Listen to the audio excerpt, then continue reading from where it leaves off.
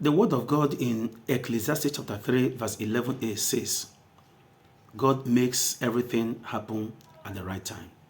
God makes everything happen at the right time.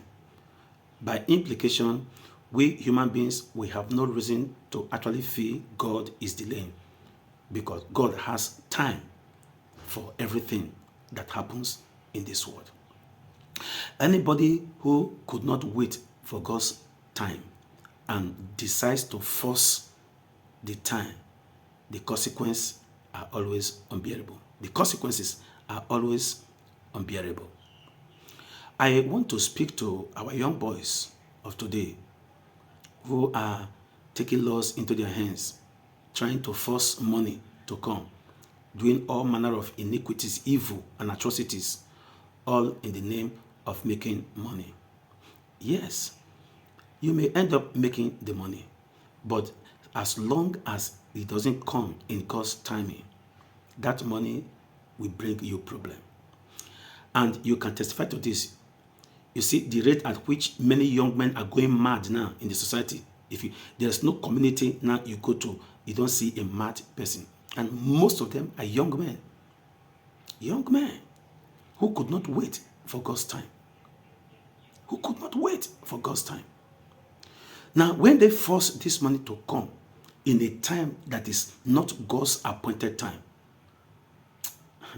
it's disastrous. Some of them are terribly sick now. Sicknesses that medical science has not even come out with a name for. Some of them, they die mischievously, die terrible deaths. Why? Because they forced things to happen at a time that is not God's timing for them.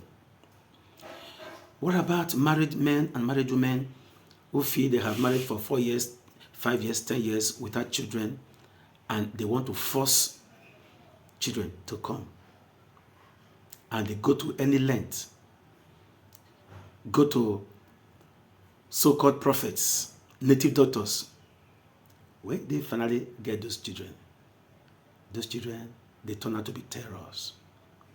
They make lives miserable for their parents. Why? Because they did not come at the timing of God. When anything is delayed in life, just know that God is preparing something good, something special for you. Yes, if your prayers are not answered as at when you pray them, don't feel that God has abandoned you. God is taking his time to prepare something that when it finally comes out, you will be satisfied. But if you force things to happen, you don't even live to enjoy them. Look at the Bible.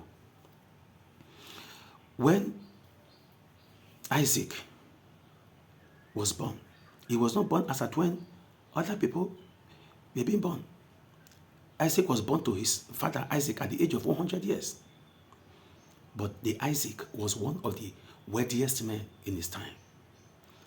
Isaac wield influence for a king to move from his kingdom to meet Isaac, to make peace with him.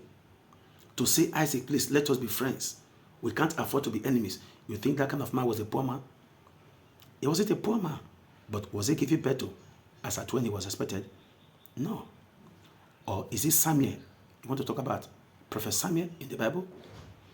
We all know the story. But the Samuel happened to be one of the most respected prophets in Israel today.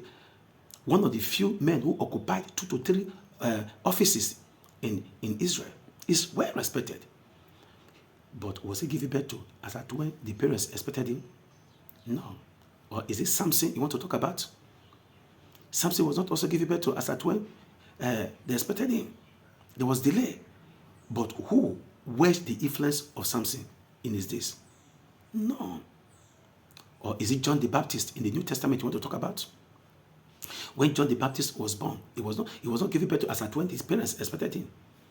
But when he finally came, Jesus himself attests to the fact that none born of a woman is greater than John the Baptist. So once there is delay, expect something special.